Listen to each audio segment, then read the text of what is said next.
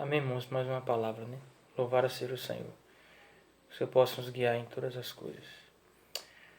Vamos começar a palavra orando, amém? Senhor, muito obrigado por esse dia, Senhor, por esse momento, onde podemos voltar a Ti em espírito. Senhor, nos ajuda, Senhor, a falar a Tua necessidade. Senhor, tenha misericórdia de nós. Fala o que precisamos ouvir, Senhor. Oh, Senhor, socorre em nossas fraquezas, socorre em nossas debilidades, Senhor. Precisamos de Ti, Senhor. Nos ensina, Senhor, sobre o ministério da reconciliação. Nos ensina, Senhor, sobre ser reconciliados com Ti. Oh, isso é o que mais importa, Senhor. Tem misericórdia de nós. Senhor Jesus amado. Amém, irmãos? Nessa palavra de hoje, o título é o Ministério da Reconciliação. Que a gente possa tocar nesse ponto primordial, que é o Ministério da Reconciliação. Está descrito lá em 2 Coríntios 5, versículo do 18 ao 21. É a base dessa mensagem, irmãos. Ora, tudo provém de Deus, que nos reconciliou consigo mesmo por meio de Cristo, que nos deu o ministério da reconciliação. Amém? Tudo provém de Deus. Amém, irmãos? Tudo provém de Deus. Deus é quem provê todas as coisas para nós. Você crê nisso? Crê que tudo provém de Deus? Ou você crê que é sua capacidade, a sua força que consegue as coisas? Precisamos crer que tudo provém do Senhor, irmãos. Então, se nós somos esse crer que tudo provém do Senhor, a gente confia no Senhor. A gente tem visto sobre o Salmo 23, que o irmão trouxe uma correlação com o ministério da reconciliação. Correlação preciosa, né? Nos sábados, aconselho os irmãos e encorajo a ouvir as palavras do sábado e domingo, né? Senhor Jesus amado, pois tem sido muito encorajamento e ensinamento para nós, nossa vida espiritual. Então ele faz uma relação com esse ministério da reconciliação. E o primeiro versículo, Salmo 23, qual é? Senhor, meu pastor, e nada me faltará, ou nada terei falta, né? Então, irmão, o Senhor é aquele que cuide de nós em todas as coisas. Você tem confiado no Senhor ou confia em si mesmo? Você tem confiado no Senhor de fato ou tem apenas estado ansioso com as coisas? Possamos confiar totalmente no Senhor, irmãos. Porque Deus quem provém todas as coisas. Nós no passado éramos distantes do Senhor, mas o Senhor nos reconciliou consigo mesmo por meio de Cristo. Você hoje teve a oportunidade, hoje tem a oportunidade de estar reconciliados com Deus por meio de Cristo. Inicialmente estamos reconciliados com Deus porque cremos no Senhor Jesus e na sua obra. Mas é preciso que essa reconciliação progrida, que ela permaneça e continue avançando para todo o nosso ser e todo o nosso interior. Aí ele fala e nos deu o ministério da reconciliação. Esse é o ponto, irmãos. Nós temos o ministério da reconciliação. Primeiramente para nós e depois para as pessoas. Para as pessoas, onde é que isso enquadra? Enquadra que todas as pessoas precisam receber o Senhor. Ou precisam ouvir do Senhor. As pessoas que você convive, elas precisam ouvir do Senhor? Responda. Precisam, né? Então, essas pessoas que precisam ouvir o Senhor, cabe a você, por Ele estar no seu ciclo. As pessoas que estão no seu ciclo, nosso ciclo, nos cabe a nós. Lógico que devemos depender do Senhor em todas as coisas, mas cabe a nós levar esse ministério da reconciliação às pessoas. A gente deve entender que as pessoas quando nascem, nós quando nascemos, as pessoas quando nasceram, nascem de certa forma distantes de Deus. Nascem com pendências com Deus. E é preciso haver reconciliação com Deus. E essa reconciliação acontece quando elas creem no Senhor. Esse ministério aqui precisa ser levado às pessoas. Elas precisam crer no Senhor para perdoar os seus pecados. É esse ministério aqui, essa palavra de hoje trata. Um ministério que reconcilia-nos com Deus. Primeiramente, tratando nossos pecados. E em segundo, nos levando a servir o Senhor e nos preparar para o seu reino. Amém? Então esse é o primeiro item, né? Então nós para com as pessoas precisamos pregar o Evangelho. O Evangelho é esse poder de reconciliação que as pessoas precisam. Né? No Evangelho elas podem crer em Jesus, receber o Senhor e assim serem salvas. Quantas pessoas, irmãos, nesse período de pandemia morreram sem o Evangelho? Foram poucas ou foram muitas? Deve ter sido muitas pessoas morreram sem o Evangelho. Talvez muitas morreram sem conseguir ouvir do Evangelho de certa forma. Né? Então hoje, irmãos, as pessoas estão ao nosso lado Todos nós estamos passivos a muitas coisas. Eu, infelizmente, perdi um colega de trabalho hoje, no caso ontem, né? Por motivo de ofício do trabalho mesmo, né? Ele, infelizmente, foi acometido de um assalto e morreu, irmãos. Vamos ver assim que hoje as pessoas elas podem estar se perdendo sem estar reconciliados com Deus.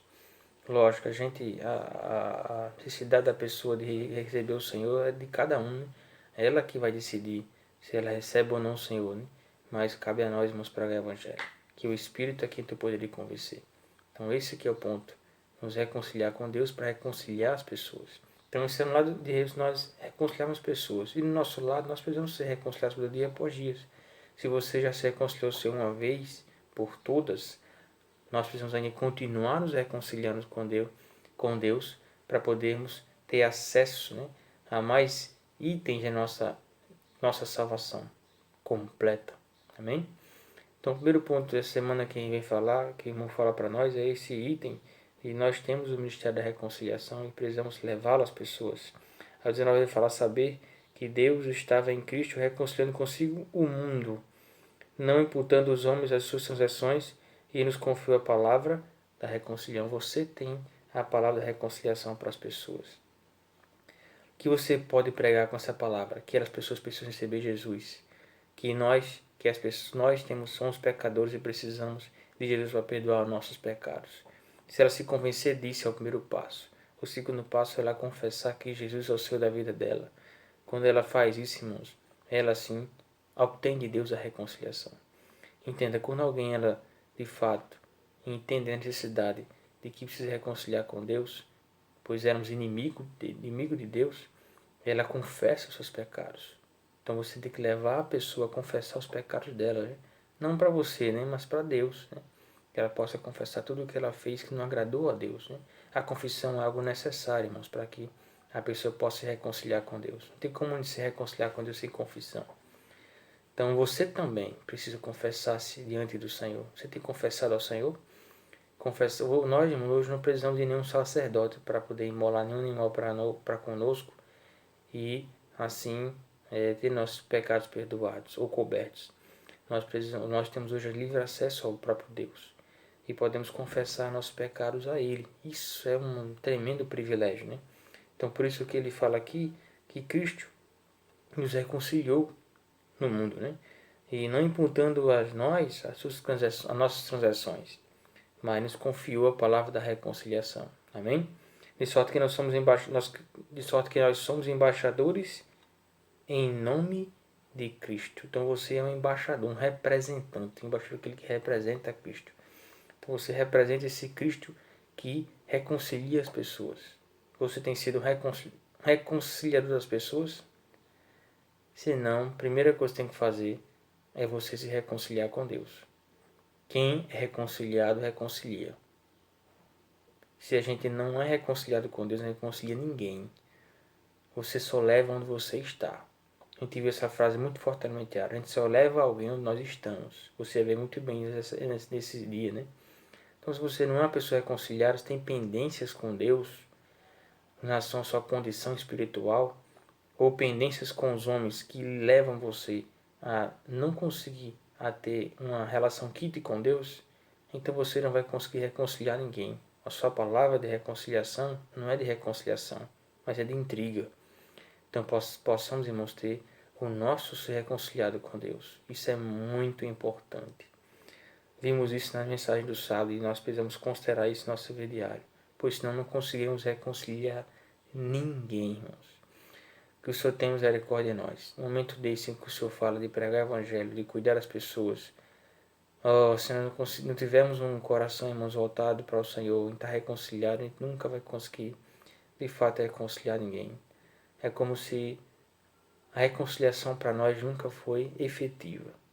Nunca foi algo realmente real. Quando a gente, irmãos, se volta ao Senhor e se arrepende, se reconcilia com o Senhor, dificilmente a gente consegue sustentar até mesmo as lágrimas. Porque a gente, nesse momento que a gente se reconcilia com o Senhor e confessa a nossa condição, a gente se quebra diante do Senhor. Então, se você não se quebrou diante do Senhor ainda, irmãos, Ó, Senhor, tenha misericórdia de você e tenha de mim também, né?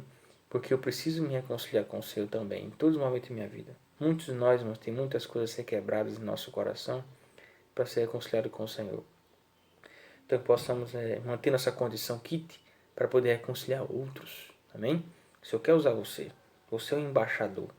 Amém? Diga, você é o embaixador de Cristo. O embaixador é alguém que representa um governante. O embaixador do Brasil nos Estados Unidos representa o Brasil nos Estados Unidos. O embaixador do Brasil na Rússia, ele representa o Brasil na Rússia. Ele é a figura do presidente da nação, né? Então, o que ele faz representa toda a nação. Então, você é o embaixador de Cristo. O que você faz, você representa Cristo.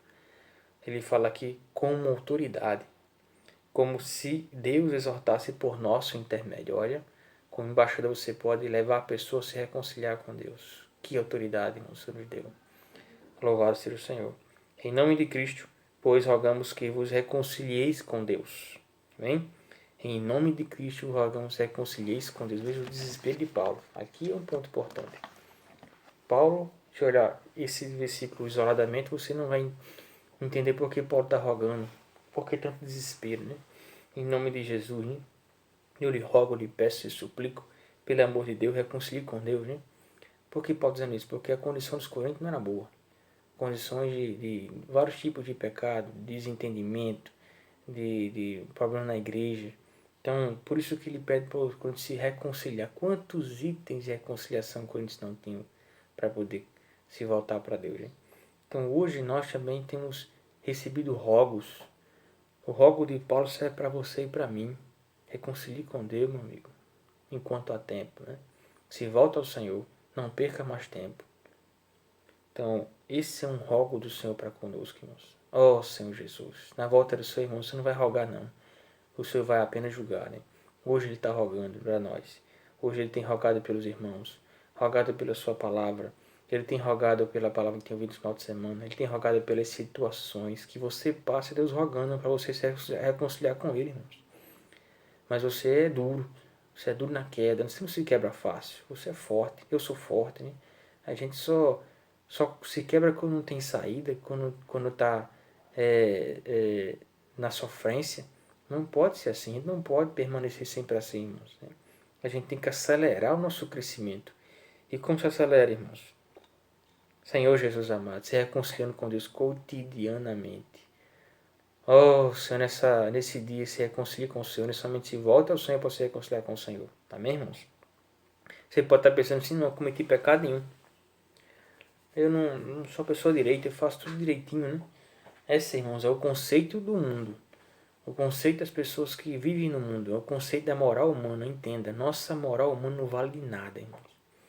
O que vale é Cristo em nós. Se você não tem um viver de desfrutar Cristo, nosso viver ainda permanecerá sobre tristeza diante do Senhor, sobre distância do Senhor, sobre pendências com o Senhor, que precisa haver reconciliação. Amém? Só na palavra não vemos nossa condição. Quem lembra da história de Jó? Você fosse um Jó hoje, você realmente se reconciliaria?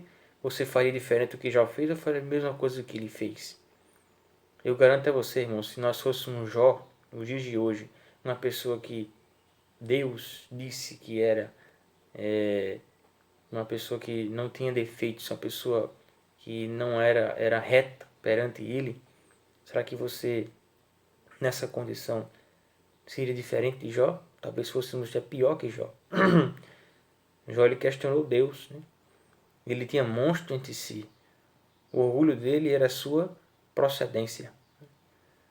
Muitas vezes nós usamos a nossa moral como sendo o nosso orgulho. Não, eu sou direito, eu sou certo. Quem és tu? Né? Até para julgar as pessoas. Até na pregação do Evangelho nós fazemos isso. Né? Ou no convívio social entre os irmãos. Então que eu possa trabalhar em nós e ver que em nós, a vida da alma, há um veneno, o veneno do pecado. O veneno de Satanás há em nós, irmãos. Aquele mesmo veneno que ele pôs em Eva, em Adão, está em nós. O veneno de ser como Deus, de achar que podemos, que somos alguma coisa. Só temos misericórdia de nós. Então, irmão, a gente vê aqui no versículo 21, o seguinte trecho ainda fala: aquele que não conheceu o pecado e o fez pecado por nós, para que nele fôssemos feitos justiça de Deus. O Senhor não conheceu o pecado. Ele veio como o próprio Deus, né? Foi encarnado, Deus encarnado, né, irmãos? Isso é o ponto. Deus, ele não precisa de nada, mas Jó também, o próprio Jó, né, falou que ele não conhecia o homem como o homem era, né? Não padeceu como o homem padeceu. Então ele veio e encarnou-se no homem, né? O Deus triuno, coinerente e coexistente, né? Ele coexiste e coinere, né, ao mesmo tempo. Estava em Cristo, estava no Espírito, estava em Deus, mas como homem ele encarnou-se e viveu a vida humana, conheceu a vida humana e como um homem ele morreu por nós. No momento de crucificação nós vimos que o Senhor passou 6 horas na cruz. Como penoso era a morte de cruz naquela época e vergonhoso, mas muito penoso. Então nas 3 primeiras horas Deus passou com ele. E ele passou ali com Deus. Nas 3 últimas horas houve trevas na terra, porque os pecados do mundo inteiro estavam sobre Cristo. Não só os pecados. A carne, o pecador, tudo que é negativo, a morte, foi jogado sobre Cristo, né? E Deus não poderia estar com ele, né? Inicialmente ele gritou, né? Deus meu, porque me desamparaste. Não como um pai que desampara um filho, ele desamparou, né? Mas na condição do filho, como alguém que estava levando sobre sua carne os pecados do mundo inteiro, ele teve que deixar o filho sozinho nas suas 3 últimas horas. Então ali o Senhor, depois de 3 horas, entregou o seu Espírito e consumado estava a obra de Cristo. Amém, irmãos? Louvado seja o Senhor. Então essa obra consumada, ela pôde resolver nossa situação de uma vez por toda. Que situação? Vou explicar agora. Nossa situação é semelhante ao povo de Israel. O povo de Israel era o povo do Antigo Testamento, né? Então, eles tinham todos os procedimentos e preceitos relativos a Deus. E como isso ocorria? Para que eles pudessem obter perdão de pecados, por exemplo, né? Aí em Levíticos, você pode ler depois com cuidado na Bíblia. Cada versículo que eu estou falando aqui mostrar no alimentiário. Consultem, né, o alimentiário para encontrar ali os versículos, né? Depois eu posso colocar no grupo da igreja um pouco da sinopse da palavra, né? E vou colocar também na igreja, irmãos, um vídeo referente ao tabernáculo. Então, o pecador vinha com um animal, poderia ser pomba, uma rola, um novilho, um cabrito. Cada animal desse tinha um procedimento diferente. Então, o ofertante colocava a mão sobre a cabeça do animal e ali os pecados eram identificados ou traspassados para o animal, né? O animal era imolado, era morto, então era colocado por completo, depois de tratado sobre o altar do holocausto, ele era queimado por completo. O sangue era aspergido ali no próprio altar, depois o sangue era penetrado, o sumo sacerdote, penetrava o santo lugar e entrava com o santo dos santos, ali aspergindo o seu próprio expiatório para perdão do pecado do pecador. Veja que é um procedimento, eu resumi o procedimento, né? Mas ele é mais completo. Então ali, dessa forma, o pecado dele era perdoado. Então ele saía dali, ia para casa, no meio do caminho levava uma tupada, um tupetão, né? Arrancava a cabeça do dedo, aí chamava um palavrão.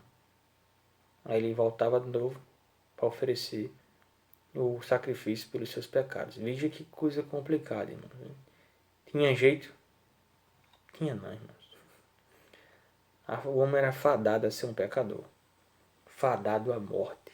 Por o salário do pecado é a morte. E a única resolução do problema era um derramamento de um sangue justo para que pudesse haver o perdão eterno dos pecados. Aí, para isso, vemos Hebreus 29, 24. Versículo muito famoso que muitos citam, né? Que ele fala o seguinte, 9, 22. Ele fala: com efeito, quase todas as coisas segundo a lei se purificam com sangue. Todas as coisas se purificam com sangue. Aí ele conclui: sem derramamento de sangue não há remissão de pecados. Então, Cristo ele derramou-se por nós. Amém, irmãos? Oh, Senhor, Cristo derramou por mim e por você. Veja bem, o que aconteceu ali na cruz foi algo tão tremendo que muitos eventos depois sucederam. Terremoto, sepulcros foram abertos, mas o evento mais importante que aconteceu foi o primeiro evento que Mateus mostra. a Mateus ele cita como o primeiro evento, ou seja, o mais importante. Você pensa que o mais importante talvez seja os eventos sobrenaturais, né? Sobrenaturais, os eventos que chocam, né, as pessoas, né? Mas o evento mais importante para Deus são os eventos espirituais, irmãos. Preste atenção. Preste atenção para você poder valorizar mais o espírito do que também os eventos sobrenaturais. Veja aqui. Mateus 24, 27, 40 e 51. Veja que o início ele fala assim, ó. Vou pular o início e vou mostrar a vocês os eventos sobrenaturais. Tremeu a terra. Fenderam-se as rochas. Tá vendo? Eventos sobrenaturais. Terremoto. Abriram-se os sepulcros. Liga aí, mortos ressuscitando. Muitos corpos de santos que dormiam ressuscitaram. E saíram do sepulcro depois da ressurreição de Jesus, entraram na cidade santa e apareceram a muitos. Os eventos foram tão sobrenaturais que o centurião que estavam chacoteando do Senhor disseram, e os que com ele guardavam Jesus, vendo o terremoto e tudo o que se passava, ficaram possuídos de grande temor e disseram, verdadeiramente isso é o Filho de Deus. Mas eu falei os eventos sobrenaturais que se sucedeu ao primeiro evento que a Bíblia menciona. Qual é? Eis que o véu do santuário se rasgou em duas partes, alto a baixo. O que quer dizer isso, irmãos? O que quer dizer esse véu do santuário? A gente volta, irmãos, para o que a Elementária falou essa semana, e já tivemos mensagens sobre isso. É sobre a figura do tabernáculo. O tabernáculo, irmãos, ele é a figura da nossa salvação e da igreja, também de Cristo, né? Mas a ênfase aqui é justamente que esse véu era um véu que dividia duas partes do santuário. Foi o que eu falei. Eu falei que o santuário, ele tinha... que o véu do santuário ele foi dividido em duas partes. E esse véu, ele fazia uma separação entre o santo dos santos e o santo lugar. O tabernáculo tem três partes. Vocês verão no vídeo que eu vou postar. O átrio exterior, o santo lugar e o santo dos santos. O santo lugar e os santos santos havia um véu que separava os dois. Não era uma porta, era um véu. Nesse véu, irmãos, só quem entrava era uma pessoa uma vez por ano, que era o sumo sacerdote, para ali oferecer em sacrifício do povo e ouvir a direção de Deus para o povo, através da sua glória que aparecia naquele ambiente. Então, quando Cristo morreu, ninguém foi lá com uma tesoura e cortou esse véu. Não. Simplesmente ele foi rasgado de alto a baixo por Deus. A Bíblia fala que Deus é quem rasgou o véu de alto a baixo. De alto a baixo. Veja, não foi de baixo para cima, foi de alto a baixo. Um efeito celestial, né? Então esse véu ao ser rasgado deu-nos livre acesso a um ambiente que só entrava o sumo sacerdote uma vez por ano com uma bacia de sangue. Veja como era melindroso naquela época e como hoje nós temos acesso a algo muito especial. Veja o que a morte de Cristo trouxe para você. Você não imagina como isso, irmãos, é tão precioso que os profetas do Antigo Testamento sonhavam com isso, em ter acesso a Deus, ter Deus em nosso espírito. E o principal de tudo, o santuário de Deus hoje não é um tabernáculo como no Antigo Testamento físico, mas é o nosso espírito, em nosso interior. Hoje Deus habita em nosso espírito. Então, capítulo 10, versículo 19 de Hebreus fala assim, ó. Tendo, pois, irmãos, intrepidez. Sabe o que é intrepidez, irmãos? É coragem, liberdade. Tem liberdade. Melhor palavra assim, liberdade para entrar. Você pode entrar. Pode entrar, irmão. A casa está aberta. O Senhor fez assim, a casa está aberta, você pode entrar. Aqui agora você pode desfrutar da minha presença, da minha glória, pois a Santo Santos, a glória do Senhor aparecia. Os santos santos pelo sangue de Jesus, amém. Sangue de Jesus, irmãos, de uma vez por todas, né? Aí é que está, o sangue de Jesus, esse ponto é importante. Tem que voltar um pouquinho aqui em Hebreus. Mostra que o sangue de bodes e bezerros não faziam o efeito que deveriam fazer a respeito do sacrifício, né? O sangue de bodes e bezerros e animais apenas cobriam os pecados, não os perdoava de fato, não daria condição ao homem de entrar no Santo dos Santos. Mas a morte de Cristo sim. Ele fala assim: quando porém vê o Cristo como um sumo sacerdote dos bens já realizados, mediante o maior e mais perfeito tabernáculo, 9:11, não feito mãos humanas, quer dizer, não desta criação, não por meio de bodes, de sangue de bodes e bezerros, mas pelo sangue entrou no Santo dos Santos. Aí ele fala: de uma vez por todas, tendo obtido eterna redenção. Aí ele fala: portanto, se o sangue de bodes e de touros e a cinza de uma novilha aspergidos sobre os contaminados os santificavam, quanto à purificação da carne, muito mais o sangue de Cristo. Então o sangue, quando da oferta, era aspergido, né, sobre o altar, né, e sobre o próprio expiatório. Então a gente viu que a aspersão no alimentário, a aspersão quer dizer purificação, né? Então o sangue ele era utilizado para aspergir, para se purificar o pecado do pecador, né? Então, se o sangue desses animais cobriam, muito mais o sangue de Cristo que trouxe uma eterna redenção. Ele fala muito mais o sangue de Cristo pelo Espírito eterno. Oxe, que morrendo foi Cristo. Por que ele menciona o Espírito eterno? Porque é o Deus triuno, irmãos. Amém? Co-inerente e coexistente. E assim mesmo se ofereceu sem mácula a Deus, purificará nossa consciência de obras mortas, para servirmos ao Deus vivo. Aí que está. Esse é o ponto principal. Eu não vou entrar aqui no detalhe da questão do tabernáculo, mas a intenção de Deus em purificar a nossa condição para ter acesso aos Santos Santos é servir. A gente viu nessa semana do Alimentário, o irmão falou uma frase muito forte. Eu acho que foi a segunda e foi a quarta-feira, mas ele fala que quem não serve não cresce. Você serve, você vai crescer. Você não serve, você não vai crescer. É uma afirmação, não tem outra conversa aqui. Então, precisamos adentrar nessa experiência da reconciliação para poder servir o Senhor. Então, essa reconciliação foi para que você pudesse servir o Senhor, dar acesso ao serviço. O acesso ao santo lugar era apenas dos sacerdotes, onde tinha alguns itens para de serviço. Mas quando Cristo morreu, o véu foi rasgado e você já recebeu o Senhor, nessa nova aliança você agora tem acesso a servir. Você não só pode servir, você deve servir. Não encara as coisas do Senhor apenas, irmãos, como uma faculdade. O que é faculdade? É você poder ou não poder. Sabe aquela história de facultativo? É o que você faz se quiser. Irmãos, aqui em relação a Deus, se queremos crescer, não tem faz se quiser. Se quer crescer, tem que servir. Se submeta a servir o Senhor, né? Então, se você não quer crescer, então você não vai se submeter. Aqueles que não servem estão dizendo para si, se você não tem esse conhecimento, agora você está tendo, né?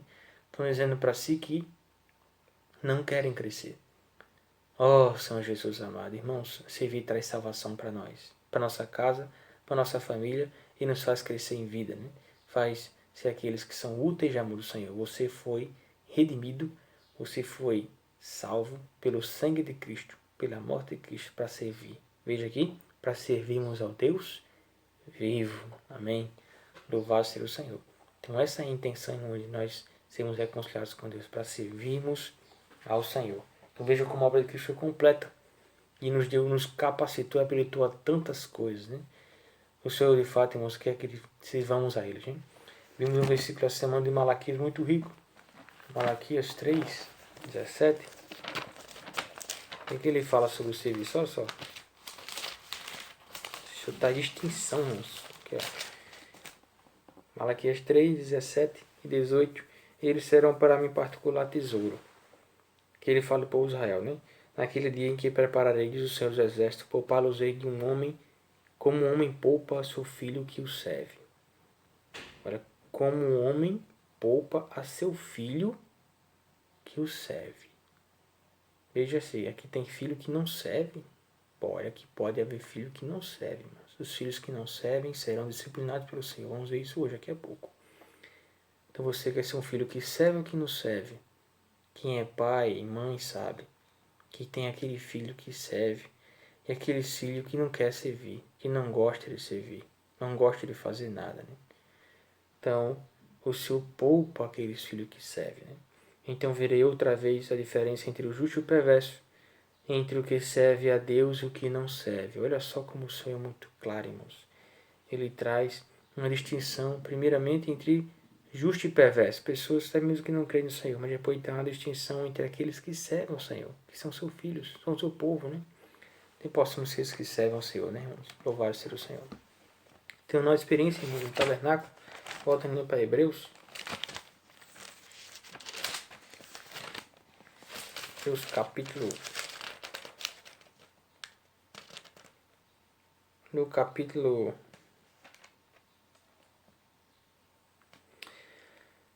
Senhor Jesus amado. 9. Ele fala assim, ó.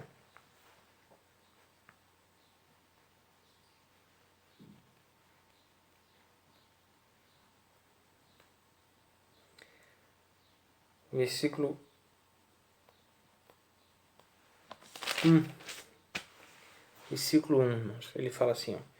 Ora, a primeira aliança também tinha preceito e serviço, sagrado e santuário terrestre. Com efeito, foi preparado o tabernáculo, cuja parte anterior, onde estavam o candeeiro, a mesa de exposição dos pães, se chama Santo Lugar. Aqui Paulo traz um resumo sobre a constituição do tabernáculo, né? O tabernáculo era uma tenda. Tabernáculo quer dizer tenda, irmãos. Era uma tenda feita no deserto, que o povo de Israel armava sempre que eles acampavam. Uma ordenança do Senhor. É o primeiro edifício de Deus, hein? Onde Deus habitava. Depois da tenda veio o templo de Salomão, mas hoje o edifício de Deus é a igreja. Amém, irmãos? É algo espiritual. Mas essa tenda, esse tabernáculo, tem um significado muito precioso, né? Eu falei, tem 3 partes, vamos ver no vídeo e na imagem que eu vou colocar. Ato exterior, está dizendo exterior. Aí dentro do ato exterior tinha um outro ambiente chamado de santuário, que dividia em santo lugar e santo dos santos. Esse santuário era constituído de tábuas. Ele era cercado por tábuas. Tábuas de madeira recobertas por ouro, né? Então essas tábuas eram colocadas alinhadas uma ao lado da outra assim, formando um retângulo, né? Um retângulozinho. E essas tábuas eram encaixadas em base de prata. Então é colocada a base no chão e a tábua sobre, né? Cada base dessa, né? Essa prata significa redenção, irmãos. Cristo foi aquele que nos redimiu. Então é a nossa base, a nossa salvação, né? E essas tábuas eram encaixadas nessa base e depois eram encaixadas entre si, eram de encaixe, né? As medidas delas eram medidas covo de meio de largura, né? Então esse um covo de meio de largura fazia com que elas juntas formassem uma medida inteira, que é 3, né? Mostrando a nossa interdependência na igreja. O ponto que eu trago aqui nessa relação ao tabernáculo, a relação interdependência é que a igreja é o lugar onde Deus propicia um ambiente para servirmos ao Senhor e podermos ser úteis a Ele, para podermos ser tratados e trabalhados quanto à sua volta. Você não consegue, irmão, ser vencedor fora da igreja. Pode ser que na igreja a gente também não seja vencedor, mas fora dela é impossível ser vencedor. Então a gente não tem caminho, não sei, estar na igreja junto com os irmãos, amém? Então, como esse ciclo fala, essas tábuas, né, interligadas, ela traz um ponto interessante, pois remete a Efésios 4,16, que diz o seguinte, ó, de quem todo o corpo bem ajustado e consolidado pelo auxílio de toda a junta. Olha só, como se esse ciclo aqui ele traz um ambiente perfeito, né? De todo o corpo, isso aqui refere-se ao cabeça, que é Cristo, né? Então, Cristo ele tem um corpo. E esse corpo está bem ajustado e consolidado pelo auxílio de toda junta. Olha o seu corpo, como tem juntas e elas auxiliam a movimentação na sua mão, né? Então, sem junta, a gente não consegue movimentar-se, né? Então, se junta a justa cooperação de cada parte. Então, cada órgão é uma parte, né? E tudo coopera para o seu próprio aumento, ou seja, para a sua própria edificação, né? Comendo, andando, vestindo, olhando, pegando, trabalhando. Tudo coopera para a sua própria edificação de si mesmo em amor. Então o corpo ele se ama, a gente se ama, né? Quando acontece algo no nosso corpo, todo o corpo se volta para aquela condição, para aquela situação, para poder tratar, né? Então o corpo ele se ama, né? Então nós no corpo de Cristo somos úteis uns para com os outros, nós nos completamos. Você me completa, viu, irmãos? E eu completo vocês. Louvado seja o Senhor. Então fala o versículo aqui sobre a primeira parte, né? É a parte exterior, mas a parte interior do santo lugar, que era no oficial os sacerdotes, tinham 3 itens, que eram a mesa dos pães, o candelabro e o altar de incenso. A mesa dos pães representa, irmãos, Cristo como pão asmo para nos alimentar da palavra. Aí encorajo irmãos agora a buscar a palavra. Irmãos, não veja só o vídeo não. Viu? Se temos vídeos no sábado, domingo, temos vídeos aqui na nossa alimentária, tem muitos vídeos rolando aí. Os irmãos têm colocado mensagem de conferência de jovem, mas não viva só de vídeo, irmãos. Precisamos buscar a palavra, você precisa ler a Bíblia. Sem Bíblia, irmãos, a gente não cresce. O segundo item que tem 2 itens no ato exterior antes de entrar no tabernáculo, no santuário. Quais os 2 itens? O altar de incenso, o altar do holocausto. Beleza, já passou por ele. Mas tem um outro que é a bacia de bronze, que tinha água nela. Bacia de cobre, perdão, tinha água nela. Então é preciso o sacerdote, sempre que entrasse no santuário, lavasse. Se não se lavasse, ele era fulminado. Então a palavra, irmãos, nos lava. Você está sendo lavado pela palavra, precisa ler a palavra. Na leitura da palavra, na oração com a palavra, você é lavado. Não viva só de vídeo, não, irmãos. Não deve viver só apenas de pessoas que vivem só de vídeo, elas não têm discernimento. Olha, vamos ver aqui, ó, Hebreus 4:12. Porque a palavra de Deus é viva. Entenda.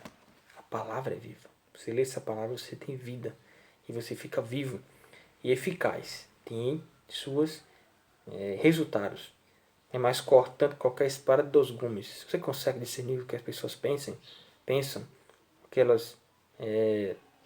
as pessoas, com a intenção delas com você, você consegue discernir as situações que acontecem em sua vida. Você consegue discernir se você está na sua alma, em seu espírito, no seu dia a dia. Como fala aqui, ó, e penetra ao ponto de alma e espírito. Quando nós andamos conforme a palavra, ela nos indica o que é alma, o que é o espírito. Juntas e medulas, irmãos. E apta para discernir os pensamentos e propósitos do coração. Você tem que colocar os seus pensamentos no crivo da palavra. Se você não colocou, irmãos, não viva só de vídeo. Precisa colocar seus pensamentos e propósitos do seu coração no crivo da palavra, se ela é conforme a palavra. Para que você não caia em cilado do inimigo. O Senhor tem misericórdia de nós. Né? Então esse ponto é importante que nós vamos considerar, que é esse item da bacia de bronze, lavar-se a palavra, né? Então você aí quando o sacerdote entra e chega nos pães de vaporação, palavra de novo. Palavra de novo, irmãos. Agora é uma palavra mais firme, mais fixe, porque o pão é asma. Pão duro, né? Então é uma palavra que vai dar direção a você a crescer em vida, a fazer a vontade de Deus. Você vai estar num ambiente de serviço, num ambiente só de receber palavra, mas agora de buscar a palavra, de serviço, você ele serve ao Senhor, né? Então precisamos servir o Senhor buscando a palavra, né? Aí vem por ter o segundo item, que é a luz do candelabro, né? Essa luz também refere-se à palavra. Luz para meus pés é a tua palavra, Senhor, conforme é Provérbios, né? Então o candelabro ele tipifica por um lado a igreja, né? Como os candeeiros de ouro, né? E por outro lado também ele é constituído de natureza de Deus, porque ele é feito de ouro puro, né? Dentro do azeite e é alimentado, o candelabro alimentado com azeite, né? Para que possa permanentemente estar iluminando aquele ambiente. Também é luz, né? Do outro lado também, na entrada, bem na entrada do Santo dos Santos, alguns dizem que fazia parte do Santo dos Santos, mas enfim, bem na entrada do Santo dos Santos, irmãos, tem o altar de incenso. Aí se representa as nossas orações. Veja que eu vou trazer para os irmãos uma explicação. O tabernáculo tem 3 partes. Quantas partes nós temos? Nosso ser, 3 partes, corpo, alma e espírito. O ato exterior tipifica o nosso corpo, como fosse o canto exterior, né? Algo mais distante. O santo lugar tipifica a nossa alma, um lugar mais interior, mas não tão interior ainda. E no santo lugar onde estava o altar do incenso, mesa dos pães e o candelabro. E na parte mais interior tipifica o Santo dos Santos, que tipifica o nosso espírito humano. Quando nós iniciamos uma oração, a gente começa no santo lugar, ou seja, em nossa alma, né? Então ali a gente começa pensando, falando algumas palavras ali e tal. Tal, vem cá, vem lá. Por isso que é importante, irmão, começar invocando o Senhor, porque invocar o Senhor nos transporta no Espírito. Quando começa a falar, já fala no Espírito, né? Mas digamos que você começa a orar de uma vez, você já vai orando ali na sua alma, mas o Senhor vai lhe transportando, porque a oração ela transporta-nos para o Espírito, né? Então esse altar de incenso tem a intenção de nos transportar para o Espírito, porque o incenso ele invadiu o Santo dos Santos, né? E esse incenso, quando em vários santos santos, ele representa Cristo, né? Muitas vezes nossas orações não chegam até Deus, sabe por quê? Porque não tem Cristo, só tem você. Só tem suas vontades, seus gostos, suas petições, seus achos. O Senhor não aguento, o Senhor me tira disso. Suas orações, irmãos, só é assim, Senhor me tira disso, o Senhor não aguento, o Senhor muda isso, Senhor eu quero isso, o Senhor me dá isso. Senhor, você é só pedindo, é só reclamando. As orações são assim, irmãos. Perceba suas orações se elas são assim. Será que quando você começa a orar, você se arrepende primeiro ao Senhor de sua condição, se reconcilia com o Senhor, vai orando, tendo comunhão com o Senhor, e o Senhor põe esse item em sua oração, ou é você já começa com ele? Você não consegue falar 10 palavras, a 10ª primeira já é justamente a sua agonia. Não que a gente não vá orar ao Senhor em agonia e nem pedir nada ao Senhor. Precisamos pedir, irmãos. Mas a ordem da oração que Deus ensinou qual foi? Pai nosso que está nos céus, santificado seja o teu nome. Olha só, irmãos. Santificado do Senhor.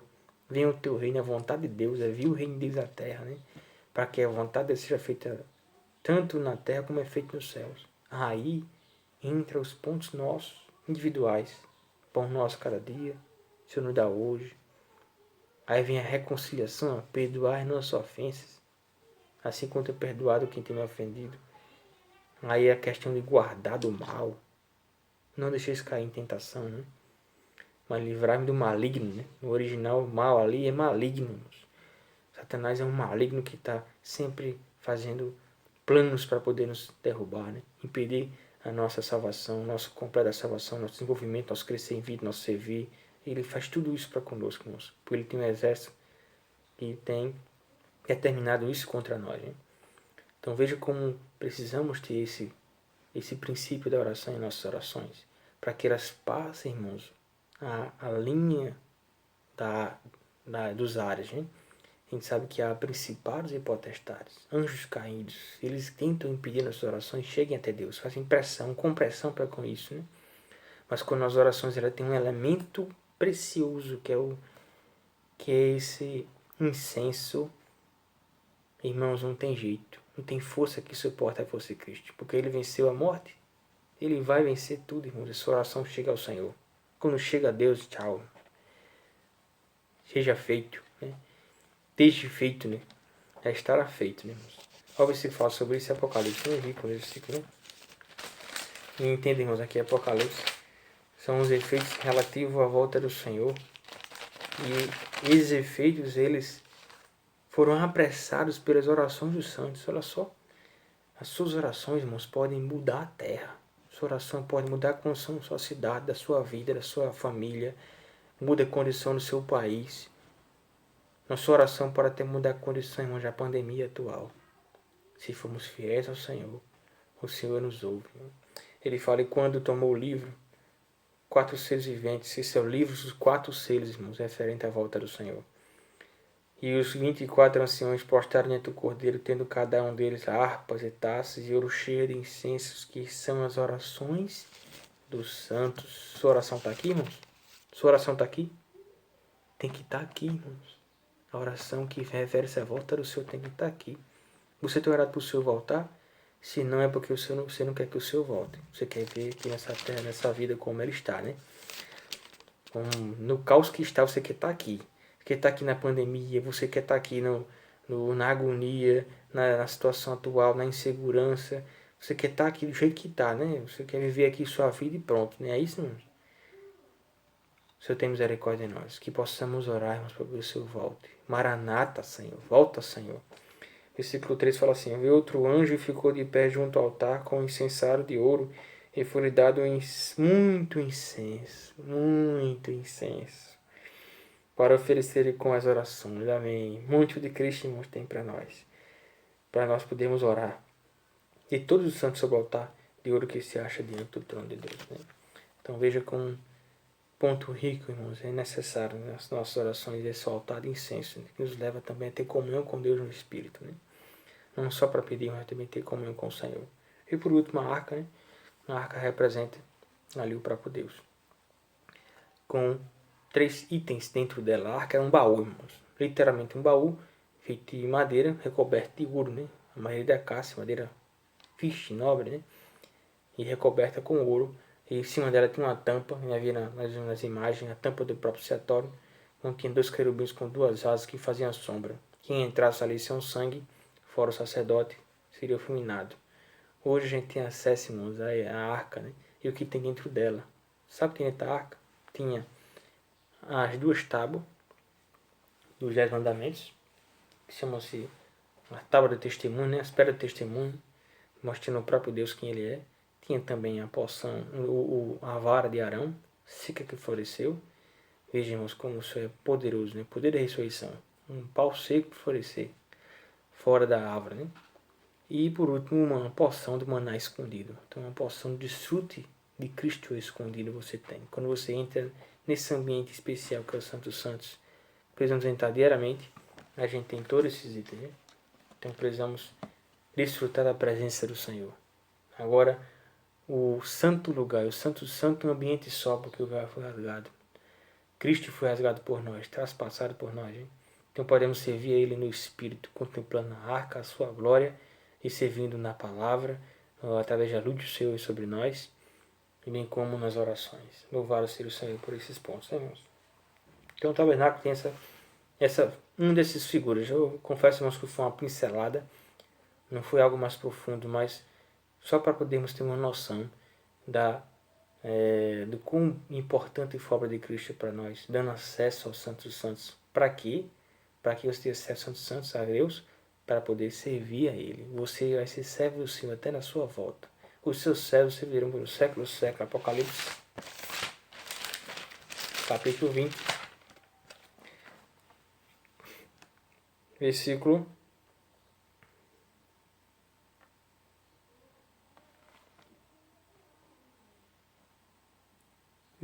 6.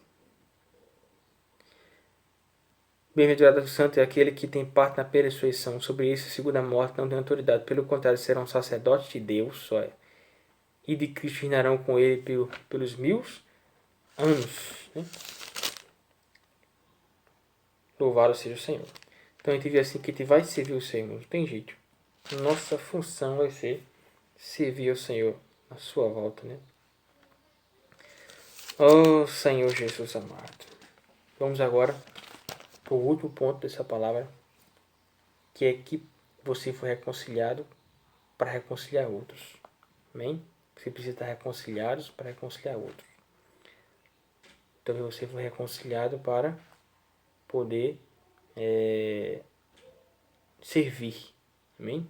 Você não foi reconciliado para estar apenas no ato exterior, lavando as mãos, ou se lavando e oferecendo holocausto. Não, foi para servir. Na mesa dos pães, que representa também nossa reunião familiar, por ter 12 pães, significa que essa reunião ela serve para que todos possam desfrutar o máximo de Cristo, né? Mas para servir, você foi reconciliado para servir a Deus. Né? Então você é introduzido no santo lugar, servir a Deus. Né? Mas é preciso também que, para que serve isso? Para que você quer servir? Para que você servir ao Senhor? Para poder ser preparado como uma noiva para ser esposada pelo Senhor. E esse serviço e essas experiências que passam no serviço, no seu dia a dia, em tudo, são experiências que lhe vão bordando espiritualmente. Aí é o que mostra Mateus 22.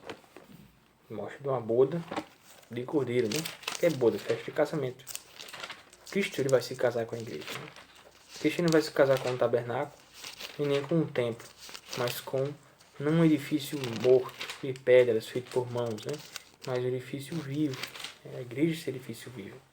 A Bíblia toda trata de um romance universal, né? Cristo e a igreja, né?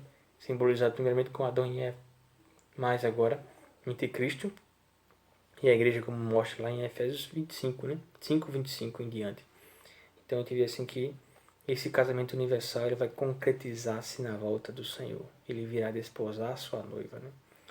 Então, quem serão esses que participaram desse evento especial? Serão os que estarão com as vestes que condicionarão a isso, né? É a veste nupcial. Aqui fala para das boas serem cuidar em casa, capítulo 2 de Mateus, você vê que ele matou tudo e mandou chamar os seus, mas eles não quiseram. Um foram para o campo, outro para o negócio e outro para os servos, né? Então, alguns não quiseram participar dessa festa, por livre e espontânea vontade, infelizmente. Aí o rei disse, tá bom, chame todo mundo que quiser. Aí os servos foram chamando todo mundo. Né, irmãos? Nem porque alguns servos lhe chamaram e me chamou também. Amém, irmãos?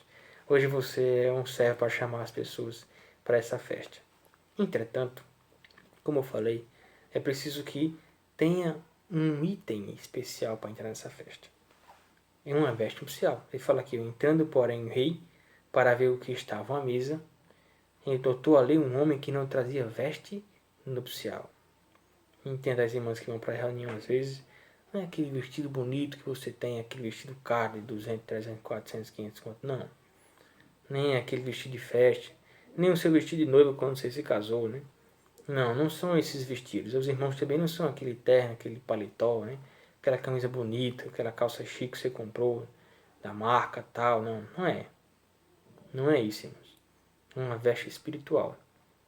Essa veste nupcial mostra que é uma veste que precisa ter algumas características especiais para poder ser apresentado diante do rei. Salmo 45 diz assim, presta atenção. Bem girinho, irmão, tá acabando já. Porque o dia, essa semana é comprida. Então, vamos desfrutar, né, ao máximo. Né? Estamos em casa. Né? A gente tá em casa, né? Tem aperreio nenhum. Salmo 45, versículo 13, fala assim, toda formosura é a filha do rei no inteiro do palácio. E a sua vestidura é recamada de ouro. Entenda, filha do rei. Nós somos o quê? Filhos de Deus. Então, temos uma vestidura recamada de ouro. O ouro representa a natureza divina. Né?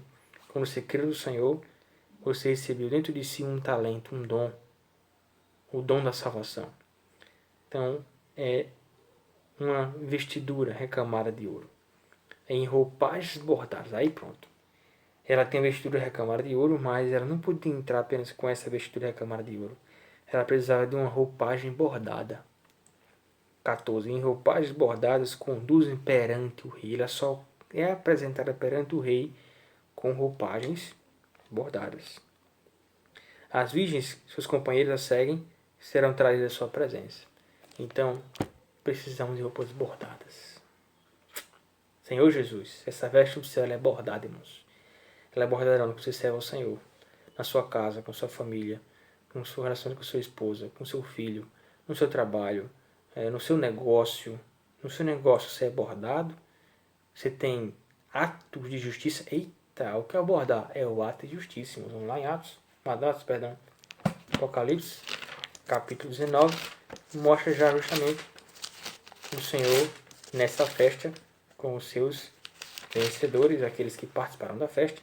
Ele fala assim, alegremos-nos, exultemos e demos a glória, porque são chegados os bois do Cordeiro, cujas, pois, si mesmo se ataviou.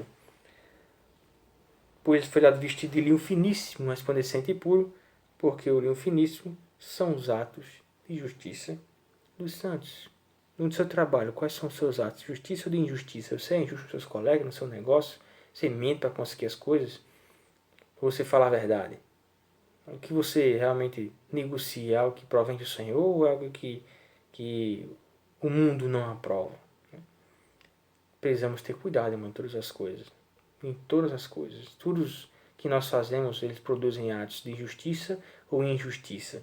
Os seus atos estão sendo de justiça, suas vestes estão sendo bordadas. Seus atos estão sendo de injustiça, suas vestes ainda continuam a reclamar de ouro. Precisa de uma bordadura. Senão você não vai conseguir entrar nas bodas, irmãos. Não vai fazer parte dessa festa, né? O versículo 7 fala que cuja esposa si mesmo se ataviou. Você não pode ataviar sua esposa. Você não pode ataviar seu filho, nem seu amigo. Só pode se ataviar. Então é preciso se ataviar no nosso dia a dia. Amém, irmãos? Para podermos participar dessas bodas. Porque nessas bodas é o que é a intenção do Senhor. A nossa intenção não está na igreja vendo o Senhor, não é outra. É participar da glória na volta do Senhor. Esse mundo vai passar. Ou você passa ou o mundo passa. Ou pode acontecer duas coisas ao mesmo tempo, né? Mas o importante é estar pronto para quando você voltar.